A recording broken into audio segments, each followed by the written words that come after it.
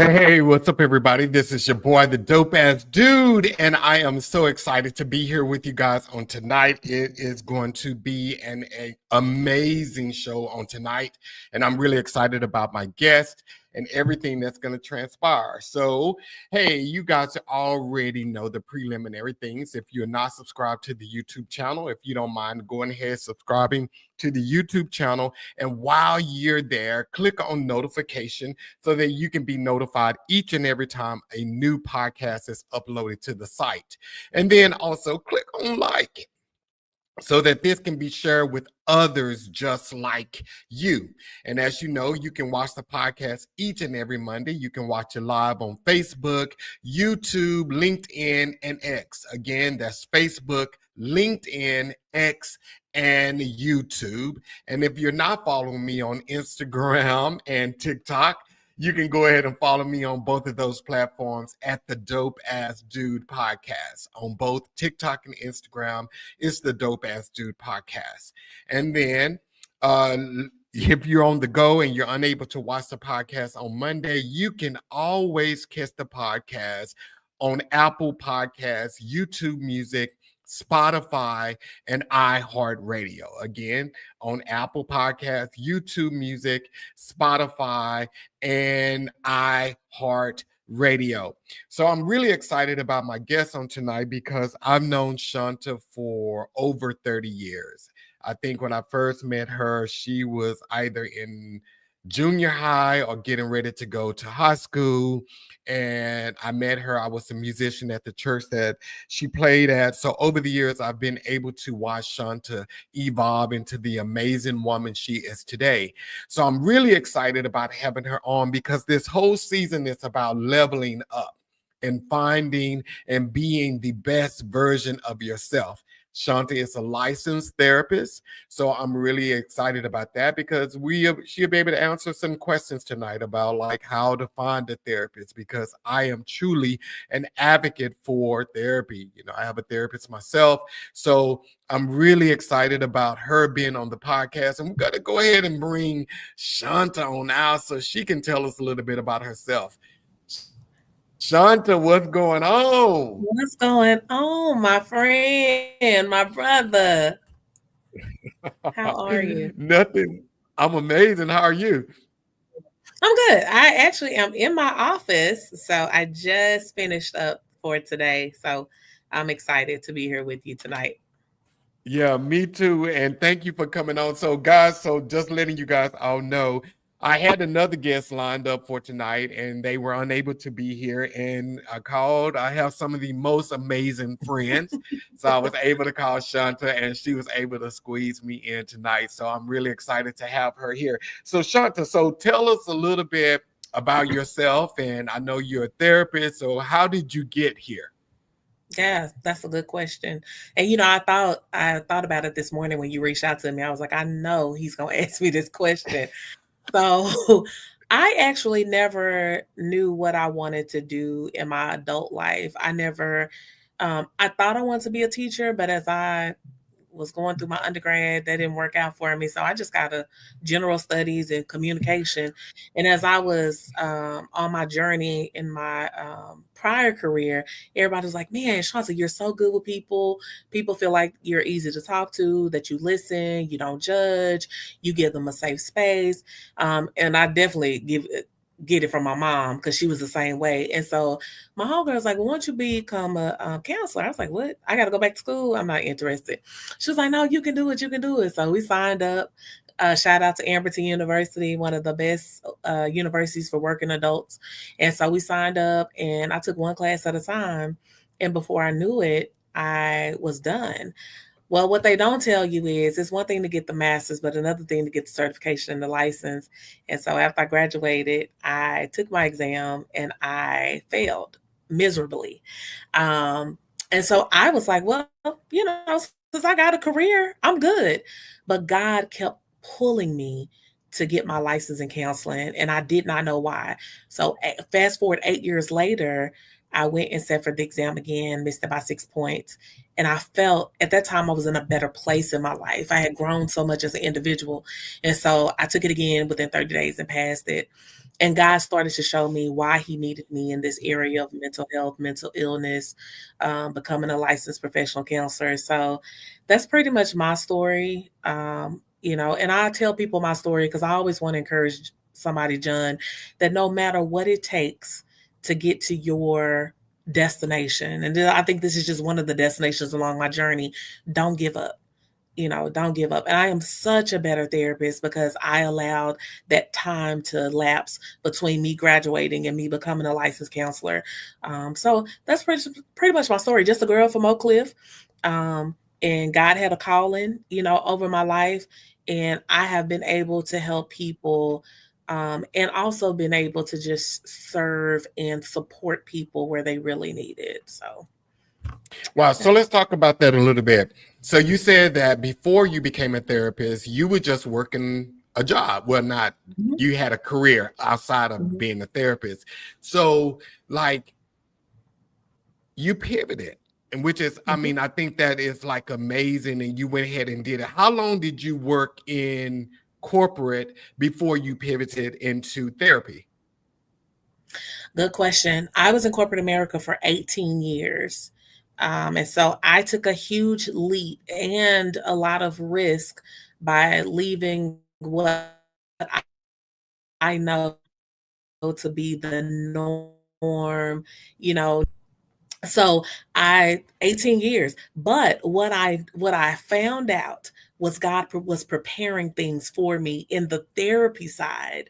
And so I laid and it was a foundation that had to be laid for me to get to where I am now in life. And so I think that 18-year career, which you don't find that too often, for people to stay somewhere long term. So yeah, I was in corporate America 18 years. Wow.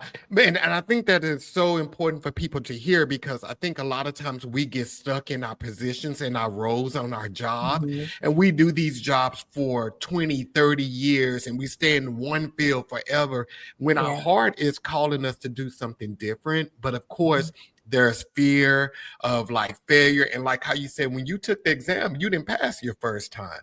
So Right. it's like fear will keep people in positions Yep. like that they've either outgrown or that they're Mhm. not even called to do or fulfilled. That's one of the things the guest last week was saying, that he wants to do things that he feel fulfilled in doing. Yeah, And a yeah. lot of times we just work jobs because it Mhm. pays the money That's the least, or yeah. we've been there forever. So when you switched over, was it scary for you?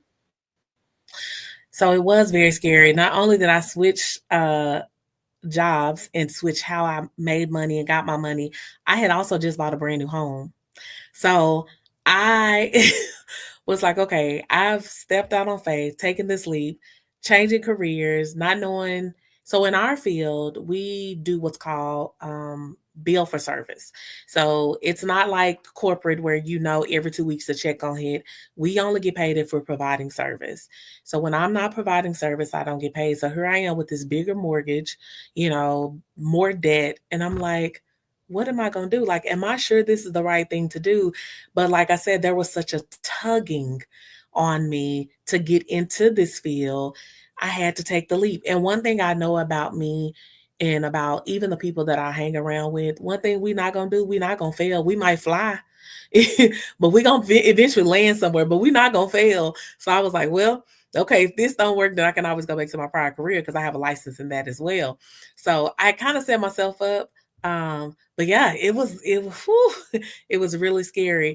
And then as I started to walk in what I was called to do, doors just start opening. People started finding me, and I was like, "Oh, I didn't know it was gonna be like this." But then God reminded me, "This is why I had you to wait 18 years because see, I was setting this up for you." I was like, "Oh." Because I was mad. I was like, why you still got me in corporate America knowing that I got a master's? I done did all these clinical hours. I done spent all this money. I was working 4 jobs at one time getting my clinical hours. I was mad. I was like, no, God, come on now. But he was setting things, he was orchestrating things that I couldn't even see. And I was like, oh, okay, this how this work. I planted the seed, I watered it, and my crops start to flourish. And so, yeah, so it was and it was so worth it. Wow. And I love how you said God was orchestrating things because I live my life by that, whole thing. I Mhm. think that everything is divinely orchestrated and is strategically planned. And when we Yeah. look back, of course, when we're going through it in real time, we don't see that this is just another piece of the puzzle Yeah. being placed. We don't see that. But Right. once you go back and you look back and you see, like, dang, God, you connected me with this person and this Yep. person connected me with this person that Yep. planted this in my head. So that is just like amazing. Okay. So then you step out into it. Mhm. And did you, and I know you said people instantly found you and everything, or people found you through, whatever method. Mhm. Did you automatically like have a clientele that matched your salary from corporate? No, I didn't. No, no. So, okay, so a lot of people don't know this, but coming into this profession, like I said, we get paid for service. So I had like 5 clients, um, and that wasn't going to pay my mortgage. So I had to bite the bullet. I got a night job at Walmart. I became a healthcare provider to elderly people.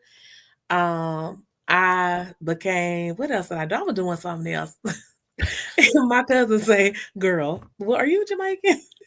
'Cause I would work. So I'm doing all this stuff, and I'm like, "God, now you said you will provide for me." And within 30 days, 30 to 60 days, I had a full caseload. I had actually an abundance of people, and so I had to quit all those other jobs, but it was scary. But now what I did do, I did save. I was able to save for the transition, and I had paid off all my debt. So the only debt I had was my mortgage. I had paid off everything.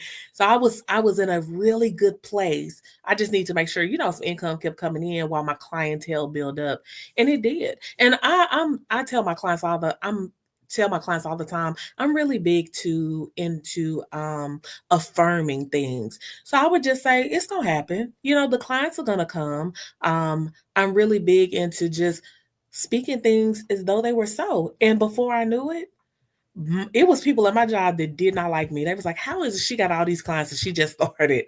But I was like, "It's not me. It's God." So Okay, so we got a question here already. So Yolanda says, did you have to pay for supervision to get your hours? That can also be another financial. Yeah. So did you have to yeah. do that? Yes, in the state of Texas, we do have to be supervised for 3,000 hours. I did have to pay. Once again, let me tell you how God worked. My first supervisor, she charged us $300 a month. Now that's a lot of money. But she was amazing. She taught me some amazing skills, training. I got to network with some people. My second supervisor was like, "Listen, I know you're trying to get your hours, so I'm gonna reduce that down to $100 a month." And I was like, "Okay," but she would go to sleep in my session. She would go. And so I'm supposed to be getting advice from her, telling her caseloads and stuff. She knocked out, but listen, I needed that, for somebody to sign off. So yes, Yolanda, I did have to pay, but I have reaped everything I have sown. I have gotten it all back plus some. Okay, So so when you can say hours for supervision, is that like someone sitting in a client session with you guys while you're actually doing what does that mean? So for Supervision. each license, depending on what type of license you have, like for the LPC license, which is what I am, a licensed professional counselor, someone just has to meet with you weekly. You can talk to them about cases. They're not able to sit in with you because of patient confidentiality clause, HIPAA. So you really being thrown to the wolves. Like you better start talking, asking questions, because if not, the clients might not come back. So she would just, ask me questions. She would give me homework. She would tell me to watch different type of shows. She would remind me to do my notes and make sure that I'm being ethical, because that's a big thing in this side. A lot of people forget that for some reason. So just make sure I'm being ethical, make sure I know the rules. There are rules and things that govern licensed professional counselors, licensed clinical social workers. You also have like licensed marriage family therapists. So there are rules that govern each one of those licenses. And so it's just wanted to make sure I was aware, because, when you work in a field, I really think it's important that you're educated and you're aware of how things go, and what your responsibilities are. So what's Yeah. an example of not being ethical? Sleeping with your client, dating your client, um, yeah, being best friends with your clients. Yeah. Or I've had some incidents where someone told my client that the reason why they lived a certain lifestyle, that's why they were depressed. I'm like, no, that doesn't it doesn't equate. So that's being unethical, which we are here to help. We are not here to hinder. I am not here to um like I call it project my own beliefs onto my clients. Those are my beliefs and they have their beliefs. And so I have to check myself at the door every single day, because some of the things that I hear are very off putting. But I cannot in no way let my client see that or know that, because then I'm not creating a safe space for them.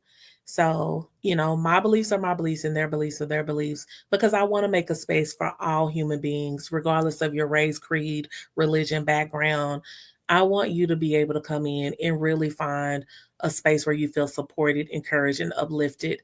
And that is my job as a provider, because if I worked in a hospital and someone came in of a different background, ethnicity, or belief, I would still hope that I would want to service them.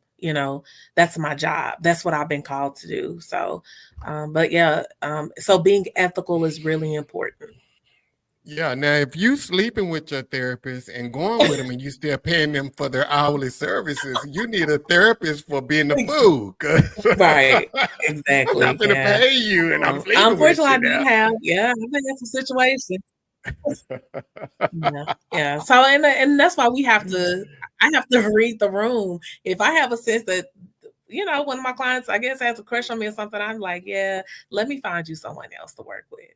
Nice. Because, it's not comfortable for me or for them. So, Yeah. yeah. Okay. So Okay. it has happened. So It has happened. it has happened. I've had a client that had a crush on me and I had to terminate, and I had to threaten to call the authorities because he was very inappropriate. Oh, wow. Wow. Wow. Mhm. Wow.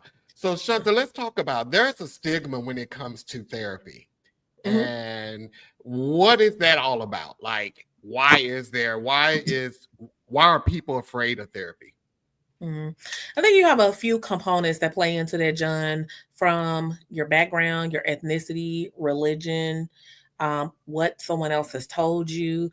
But in a lot of cultures, have this thing where it's taboo. Like you don't go and tell nobody your secrets or the most intimate things about you. You don't become vulnerable for anybody else, And so we have had to do a lot of work, and I think we have gotten better with just letting people know we're here to help. We're not here to judge you. Because in some cultures, it is norm for incest. It is norm to, just be tyrant, and so and people don't know that actually that stems from your mental state of mind. There's something mentally going on that we need to kind of look at and say, hey, that's not right. That's not the norm. Um, so and then I know for me, I do a lot of public speaking in churches, especially in the Black community. And we've been taught, you just pray about everything. You take it to the Lord in prayer. But the Lord in prayer can't heal schizophrenia, nor bipolar, nor even severe depression, nor anxiety. Some things God has equipped somebody else to help you with. And even some of these pastors I've talked to, they're like, Shanta, we're not even equipped. We done prayed and slang all and, you know, sheets and my member still got problems. Correct, Pastor. So I, yeah. Yeah. So So is the I think it's just it's a no, go ahead. I'm sorry. what you say? No, Oh, no, go it's just ahead. I think we have made ourselves to believe in things that are not just not true, you know. And so now that's why you see such a big push for mental health awareness, understanding mental health. Even we have in April autism acceptance coming up because people we have preconceived what we think to be true, but it's not true. So we are boots on the ground getting people educated. So I'm going to ask you this question because, and yeah, I'm going to ask, I think this is a good question. I think you're the perfect person to answer it. So this is like intertwining religion with, therapy or whatever. So Mhm. is like some of these things that people go through, because, like you just said, we'll say prayer about it. And we'll just say, that's a spiritual warfare. Okay. Mm-hmm. How do you know what's not a spiritual warfare and you really need to go to therapy? Um, well, I mean, that's a good question. Look, that is a good question because for me, looking on this side, I'm really like, is it really spiritual or is it mental? Which everything I think it does start in the brain, But like I said, if you are still battling, and you can even gauge it for yourself, like, okay, spiritual warfare. If you are still battling within yourself after 2, 3, 4, 5 months, baby, that spirit tired. You need to Mhm. come on in because you wearing yourself out. So, but and then for me, I'm like, okay, spiritual warfare, but technically it's anxiety. It's severe anxiety at that. So it could be a combination of things, which is pretty much probably what it is most times. Yeah, and not negating the fact that there are moments and times when the enemy does come up against us, Absolutely. not but I do agree with you that when you said like a lot of things are more mental, and Hmm. especially if you've been dealing with it for 4 or 5 months, Yeah. we by then you could possibly be in a deep depression and really don't realize that's what has transpired. So yeah, I loved how you said that it's a mental, and not just saying that there aren't spiritual things that Yeah. we come up against. Yeah, there are things Absolutely. that we come up against, but mentally there are things in the church as believers we need to tackle. So I agree with Absolutely. you on that. Absolutely. Yeah. So Absolutely. do you think do you think it's getting better with people going to therapy, or do you think it's still like really a taboo? Because I hear people say all the time they have therapists and they're in therapy and all of this other kind of stuff. Mhm. Yeah, I think it's actually getting better. We are swamped, especially with this newer generation. These 18 to 27-year-olds, they wearing me out. We are swamped because they are woke. They are self-aware. They are trying to preserve themselves. They do not want to be like their parents. Now, my older generation, you're seeing them really suffer. Like my generation, we're suffering because say we came up in a generation, oh, you don't tell nobody your business, you pray about it, or let's say even if you're not religious, you don't tell nobody your business, you internalize it and keep it to yourself. And oh, get over it, it'll work out. Well, my newer generation, they not having it. They like, no, I want to tell you all my business. I want your help.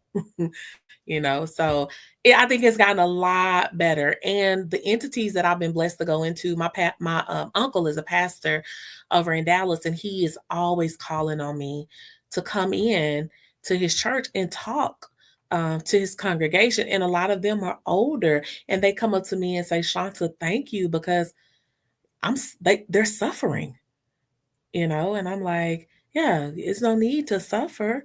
And of course, there's also the taboo when you talk about therapy, then you also to go into medication treatment, which that's a whole different dynamic on itself.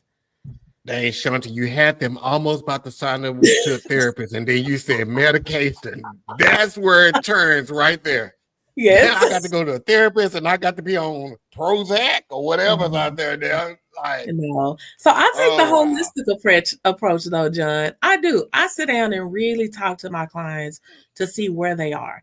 And I tell my clients, I say, listen, first of all, let's talk about when the last time you saw your primary care doctor and had your blood work done.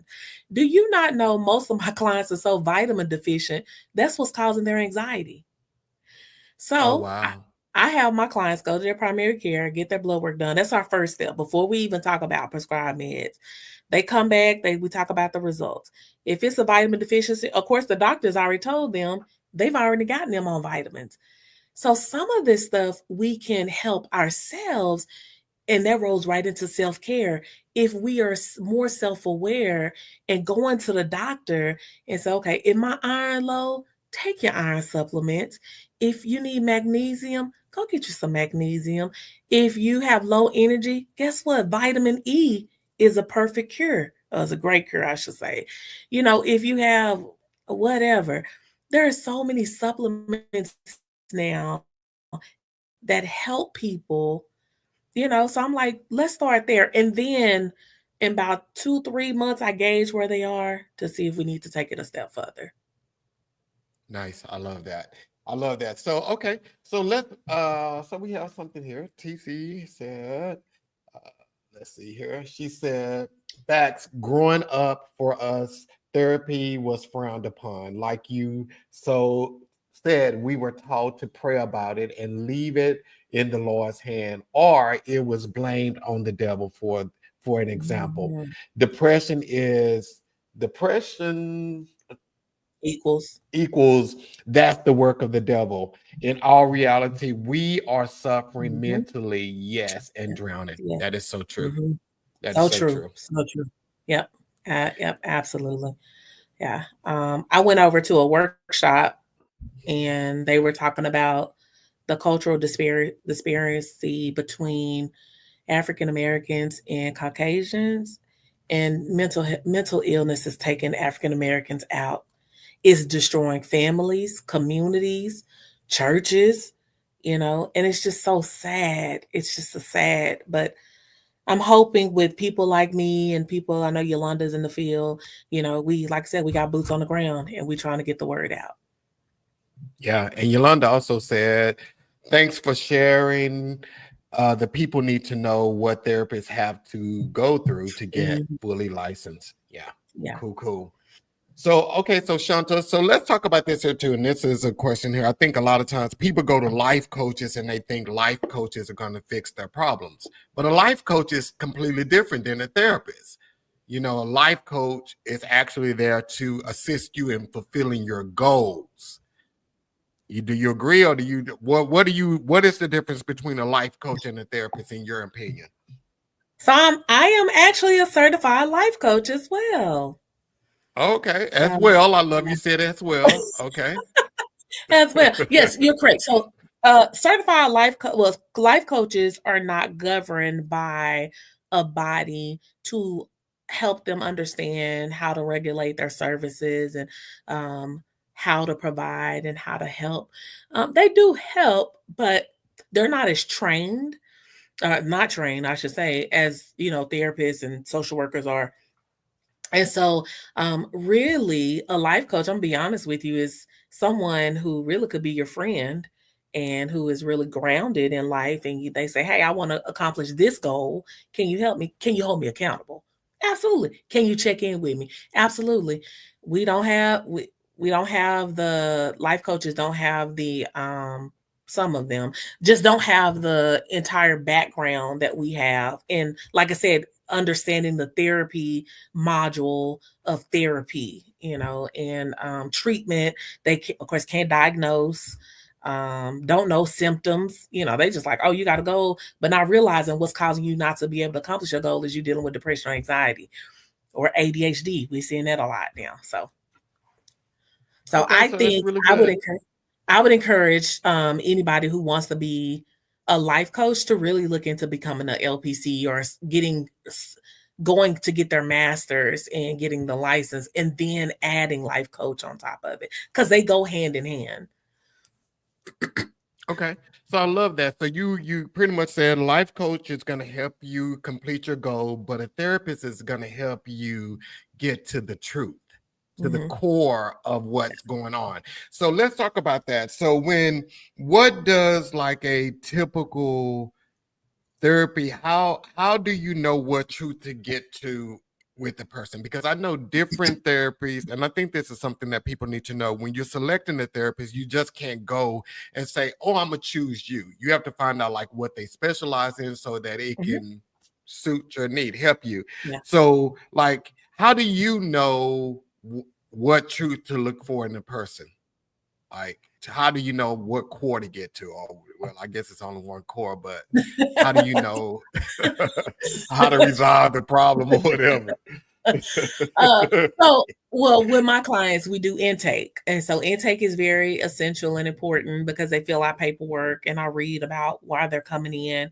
And so my first session, I tell my clients, it's really a get to know you, understand what your needs are, how I can help you. And so that's how I know. Because a lot of people, it's about how you make them feel when they come in. So if I make you feel wanted and heard and it's comfortable, um, then most people are just willing to open up. Now I got some people that don't, but and once they start talking, I'm listening because I'm listening for, okay, what is that? Where does that stem from? Where does that derive from? Where is that coming from? And normally, if they don't say it, then I just ask after they kind of give me the background of what brings them in. Now, what a lot of clients don't understand too, I'm also gauging if you are the right client for me. Because just because you've picked me and you feel like I'm right for you, that does not mean that you are right for me, you know? So I have to be very honest with myself and I have to be honest with my client and say, hey, this is what I think you need. And I'm always solution focused. This is what I think you need. This is the modality I think you need to work in if it's something I'm not trained in or if I don't do, and then I'll give them a referral. But yeah. So is getting to the core, is that something that a lot of people struggle with? Is that because that can be kind of scary, like really Mhm, getting to what is really causing things in your life? Like, mhm. do you experience that being a hard place for some people to go to? Yeah, it is hard, John, because what I've noticed, a lot of people don't know how to be honest and vulnerable with themselves. So I tell my clients, so I do a theme for every month. So the theme for December was, what have you given to yourself spiritually, emotionally, and mentally that you can give to somebody else? And I said, one of the things in your bucket has to be honesty and, vulnerability, because you come in my office, you don't know me, you know, and you just expect to open up. Now, once again, some people can, but a lot of people, they struggle with that. And when we get to talking and I tell them, I say, hey, when is the last time you were honest with yourself or vulnerable with yourself? They be like, Miss Shanta, I'm not. I'm like, so that lets me know you're not even in a relationship with yourself and you're not even self aware. Well, that's why I'm here. Okay. Well, the only way you can do that is to start communicating with yourself, spending time with yourself, doing some journaling, doing some self reflection and introspection. But I have some people, John, who have never done that a day in their life. It's almost like I see people floating in life, you know, and it's weird, but I'm like, man, you're floating. You're not even thriving, you're surviving. Yeah. So I love that how you say you have to be in a relationship with yourself, but yeah, a lot of people don't even like themselves There you go. to yeah, a Mhm, lot of people don't even like themselves. So, mhm, but they think that if they get into a relationship with someone else, that'll mhm, fix the problem. mhm, So, how do you fix that that mhm, that that block that's keeping you from having a relationship with yourself? What are some mhm, things that people can do? Because there are some people that are watching tonight, they may never ever see a therapist, but mhm. maybe you can give them some tips to start working with themselves. How can you start a relationship with yourself? Yeah. So one of the things we work on or work within in therapy is mantras and affirmations. So I have my clients to write out some things that they would want to say to themselves. That's optimistic, that's positive, and they put it up on their bathroom mirror or their refrigerator. So they do that they say that every day for 30 days. I also guide my clients to workbooks that help them to really start to peel back what we call the layers of themselves and kind of start to dive deep because a lot of people are very surface. And so I want to be able for my clients to dive deep. And so I have some cards that we work in. And so I read the question, they read the question, been off they virtual in the office. And some of my clients go like, Miss Shanta, I have never asked myself these questions. And so they get those cards and they do it at home. So it's homework. So like, and I tell my clients, I'm not here to fix you. I'm here to help you. I'm like the tour guide on your journey. You know, I can lead you, as that old people saying, I can lead you to it, but I cannot make you. So if this is what you want, then you got to stop fighting with yourself and open yourself up and be vulnerable and start loving yourself. And it's not going to happen overnight. It's a process, it's a journey, but it's worth it. And so I also have to be an example for people to, share my journey, share my story so people can be like, oh, you know what, she doing it. Okay, maybe I can doing it. And it might not happen, like I said, overnight, but it will happen if you stay with it. I love that. So Dr. Whitfield came and said, a part of our responsibility as coaches is to recognize when a client should be referred for therapy. So I'm assuming Mhm. Dr. Whitfield is a life coach. Okay, so yeah, that pretty much confirms exactly what you said. So, okay, so so that's really good about the relationship. Okay, so again, I want to stick with the core because I think a lot of times we aren't willing to put in the work to get to the core, Mhm. you know. Mhm. Yeah. So hopefully if they are in a relationship with themselves and they become vulnerable with themselves, they will see that maybe I can't do this on my own and I Yeah. need help. So okay, so let's Yeah. talk about, go ahead, Shant, I'm sorry.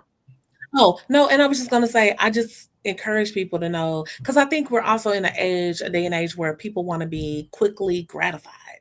Like, I want this tomorrow, Shanta. I want things to be perfect for me tomorrow, but that's not reality. We are complex beings. And so sometimes it just takes a little bit longer for us to get there. But if we keep doing it, it's like building. And I tell my clients, think about it this way. If you travel the world and you see something grand and beautiful, like the pyramids in Egypt, it took time to build something that beautiful. I said, so if it took somebody years, I'm sure years and years, I'll have to do the Google search on it. What makes you think that you as a human being, it's going to take, it's an overnight process? It's a process. It takes time. And my mom used to tell me anything worth having, it's gonna be some work. It's gonna be some work. So, yeah. Yeah, and Dr. Hardy, who was on the 2 episodes ago, he talks about in his book, he was saying like when we do stuff, I guess the quote is if you do it for 21 days, it becomes a habit. But he Mhm. also came back and said if you do it for 90 days, it becomes a lifestyle. There you So, like go. you Yeah, said, you have to be patient with yourself and continue to do it every day. Every day yeah, is something that you have to yep, practice until it becomes a part of you. Okay, I yeah. love that. I love that. I love that. So, okay. So once they do that, okay. So then the change comes about. The change Mhm. comes about. So, like the ultimate goal of what is the ultimate goal for someone coming to therapy? Because, like you just said, people think I'm going to come and it's going to change my life overnight. Mhm. Is change the ultimate thing? Like, do people ever get out of therapy, or is this something that they have to do for the rest of their lives? Yeah. My goal and my hope is that you don't become dependent on a therapist because like I said, we are here to help thousands and thousands of people. The goal though is not so much change, it's a shift. that happens in your mindset. And that trickles, it's a trickle down effect. So I tell my clients, I'm like, I always encourage them, listen, I'm not trying to get you to get over your past and your trauma, but I want you to move through it.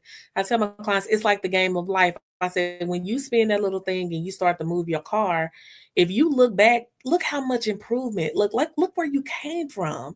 And that's what we want. We want to see some improvement. We want to see some progress. We want you to feel better. We want to provide you with the necessary tools in your mental health toolkit so that you can do this stuff at home, you know. And so hopefully the gap kind of closes where you come every week, you start coming every other week, you might start coming monthly, and then you might check in every 2 months, you know.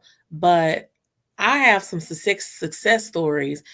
Um, but I also think we are dealing with a time, day and age where we are so caught up on our electronical devices, we have forgotten what it means to get out and socialize with people and to be in the community. And, you know, we have some people now going to church online.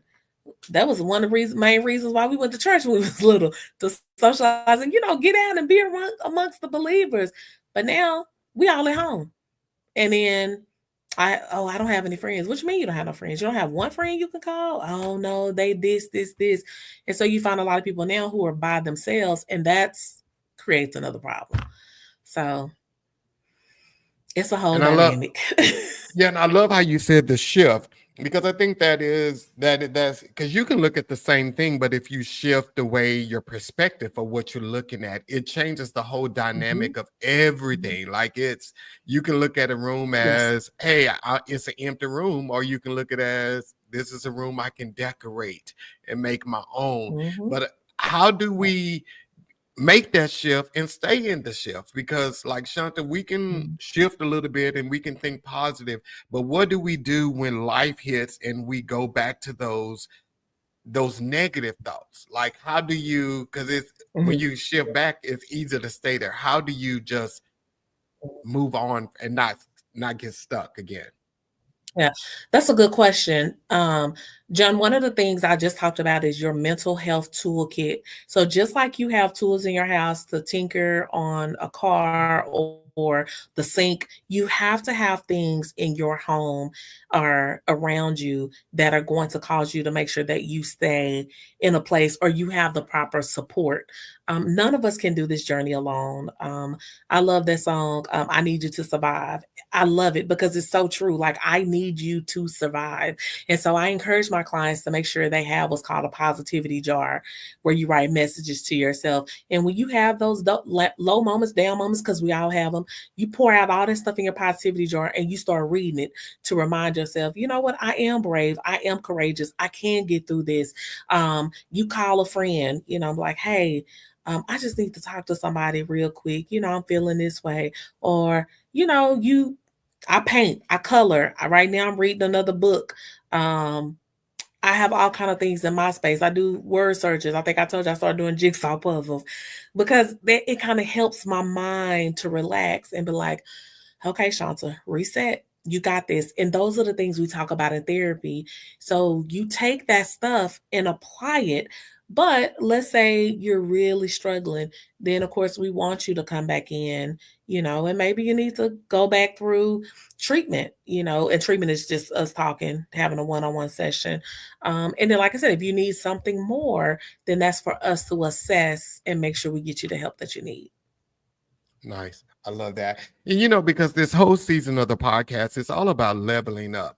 And it's about Hmm. leveling up on every aspect, finances, mentally. Last week we had a real estate agent on here and he was talking about building a home, because so many of us, we want to live in our dream homes, but we're not there yet, or we found Yeah. reasons to do that. So I love the fact that we are talking about this on tonight. So let me ask you this here, Shanta. Like, there are people that need a safe space. So let's flip. Let's not Hmm. talk about the person that needs it. Let's talk about, how can I become a safe space for someone? Like, how can, because a lot of times that's the problem. A lot of times we don't feel that we have anybody that we can talk to and be vulnerable and be Hmm. transparent without it coming back to hurt us in the long run. So what advice can you give me to be a safe space for someone? I'm gonna try not to laugh because I know you.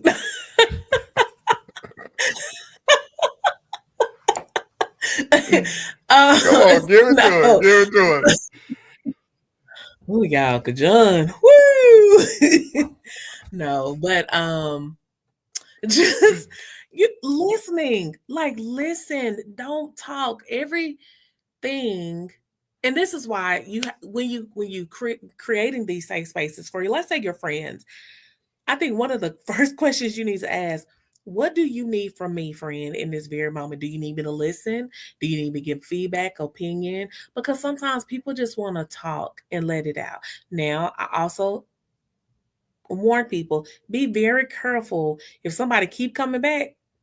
Hey, friend, have you thought about counseling?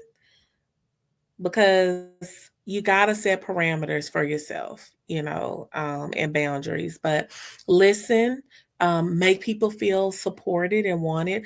We listen and we don't judge. That's the whole thing going on now, which I love it.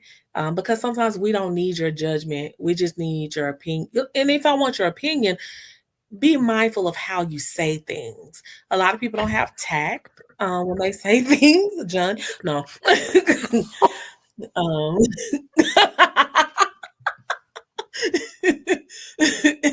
y'all know, y'all.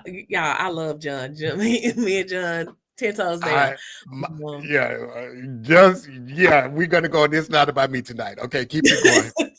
but no, but but listen, and be mindful of what you say and how you say it, because my mama used to always say it's not about what you say. People gonna always remember how you made them feel. So if I know that, hey, I can call Chanta and she's gonna listen, and I might give it to them straight, but it's how I do it, because I don't want to be nasty. I'm too old for that. I don't want to be nasty with you. I don't want to be ugly. I'm very professional, very classy, so I'm gonna keep it Very, very demure.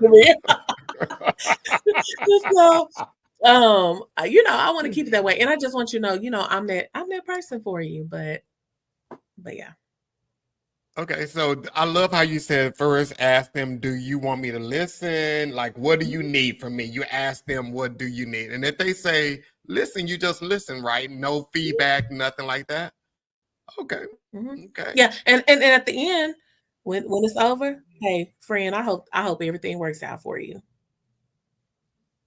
Okay. Because what Okay. we have done, we have gotten to a position in life where we enable people from being problem solvers. So I just want you to listen. Now, if I come back and say, John, I don't know how to move past this. I don't know how to solve this. Can you give me your input? John, you a safe space, John. No, in 2025, I said, I'm not giving anybody any feedback. I'm just going to let them be the best version of themselves, whatever version of that is. I'm just going to listen to them. And I've been Okay. kind of like doing somewhat good on that. But yeah, I just let people talk now. I just listen to them. So, okay. Yeah, because a lot of people don't want to do anything different. They just want to talk and waste energy. But yeah. Yeah. Okay. So Chanta, next time we hang out and everything, you're talking to me, I'm gonna say, hey Chanta, have you ever considered talking to a therapist? I have. I've had 3 therapists. Thank you. Thank you. So whatever. I was like, have you ever considered talking to a therapist? Because we've talked about this about 3 times and you don't want me to give my Not feedback. third. So, so I'm gonna just say, consider talking to a therapist. Okay, so that's really good. So ask them how can you help them, and then any other advice for being a safe space. No, I think that's pretty much the core for me of being a safe space. Yeah, and I would just definitely say start off with what you need from me, friend. So you can know. Yeah. Now, do you work with EAP? I do. Okay, so what's the benefit of EAP? So everybody needs to know your yearly benefits on your job just kicked off, so you Yes. can get like free sessions now Yes. on your job. And my job is even offering now like your additional sessions. You only pay $10 a session, so That is they're correct. really helping you out. So that's amazing. So let's talk about EAP. Like, so Yeah, talk about that, Shanta. Yeah, so the EAPs at your job cover, like John was saying, where you can come in and talk to a licensed professional. Um, and they some jobs, depends on the plan, offer 3, 5 sessions and or they'll discount the remainder of the sessions. But what jobs are really trying to do is hone into where we're going now as far as putting emphasis on mental health, mental well-being, because we do know when people come to work, yeah, they come to work, but they was at home and who knows what's going on at home, and so that does affect them at work. So your employment benefits offer you to come in and talk to us. And then if you feel like you want to continue to talk to us, then we could talk to you about your benefits and how that works. But yeah, mostly all of your medical plans now cover mostly all. There are some that don't cover mental health in sessions. Some plans like offer 26 sessions, 30 sessions, 50 sessions a year. So you really want to know to what your benefits, because I see a lot of people don't know what their benefits cover. I'm like, Yeah. you want to inform yourself and know what your benefits cover and offer. And is this confidential? Like, so we call EAP and we talking to them. Are they going to tell our managers what we're talking about? So you had a breakup. I'm sorry, I didn't hear you. Is HIPAA, I mean, not, is EAP confidential? Yes. So every time you meet with a licensed professional, you do sign the HIPAA forms. And understand that yes, everything we talk about is confidential. Now we do have a duty to warn. So if I feel that you are in danger of harming yourself or harming someone else, I do have a duty to warn the proper authorities so we can get you the proper help that you need. And do we sign off on that? Yes, you do. Okay. Cool. I think people need to understand that because I think that's another thing that people are so afraid of when it comes to their EAP. They think that it's going to get back to Oh, their managers what they're mhm. talking about, and they don't go to it. But it's super confidential, and Yeah. I encourage everybody. If you're not ready yet to invest in therapy out of pocket, start with your EAP. It's Yes. free, and just start with them. Yeah, and I'm glad you said that. It is confidential. Nothing is reported to your company. I have some people that have the notion that we just write up this file and mail it over to their employee. I'm like, no, everything we write stays in your chart. Now, there are some cases where you will have to work with a leave administrator and they will have to have information from me, but that leave administrator is different from your employer or from like your manager per se. So that's also important to know, because if you want me to write you out on leave, short-term disability, then we work with those entities to make sure they have the proper documentation to where I suggest this is what may be best for the patient. So Okay. Y'all so out there in the chat, do you guys have any questions for Shanta? Because we are like, dang, this hour is going by real fast. Y'all have any questions for Shanta before we get out of here? Shanta, this has been like really, really good. So, okay. So EAP, we talked about that. Okay. So this is another good question. How do you know what type of therapist you need? Um, well, most of us would work with, let's say anxiety, depression, but I mean, you really have to read our bios, and some people want somebody that is the same ethnic background, ethnicity of them, or the same race, or somebody wants some, like we have some special modalities that we practice in, like um EMDR, which deals with sensory. And so some people want that. It talks about tapping and things of that nature. So some people want that. So really, but if you're just dealing with everyday life, anxiety, depression, most of us can definitely help you and put you on the right path. And I will say this too, when we're going back to benefits, if you are looking for a therapist, I will shout out my practice. I am over at Mind Matters. We work with a company called Geode Health, and we have all providers, and we also do assessment and testing. So all you do is just call your insurance company. They'll lead you over to most likely ZocDoc, and you can find a provider there. But please make sure you utilize your benefits because you are paying for them. So use them. But yeah, most of us deal with pretty much, and like I do grief, depression, anxiety, personality disorders. Um, so life, whatever. So Okay, that's really good information there. So, guys, if you want to contact Chanta, you can always reach her at her email address, and that's Shanta_V@yahoo.com, or you can call her practice at 972-221-7900. You can always call there and reach her if you need her services. Now, Shanta, I know some therapists, they aren't licensed to practice in every state, right? mm-hmm. Yeah. So, like, are you licensed to practice in multiple states? No, so at this moment, I'm only licensed to practice in the state of Texas, meaning the patient has to be in Texas and resides in Texas. And I also have to be in the state of Texas. I am working on getting some other licenses, but Texas has provided me plenty of clients. So but yeah, there are some therapists that are licensed in other states. Okay, nice. Okay. So, Shanta, what final word do you have for everybody tonight? Final words, you are worth putting in and filling your cup with the things you need to make your life better. And that seeking help, there's nothing wrong with that. There's nothing wrong with you. We are here to help. We are licensed professionals. We have worked very hard, but you're worth it. You cannot pour from an empty cup. You got to fill your cup, because when you're out here living life, you're going to need something to go back to and remind you of the amazing person that you are. So fill your cup. You're worth it. Do those affirmations, do those mantras, and just, keep believing. Nice. I Yeah. love that. Keep believing, keep believing. And I love affirmations. If you're not saying affirmations, say them. And I love the drawer where you said write affirmations down and put them in the drawer. So when you're having your moment, you can go back and read those. I love that. I think that's pretty good. I may even initiate that myself, but I think that's really good. But guys, we will see you guys next Monday. Next Monday, the guest is Paul Garrett.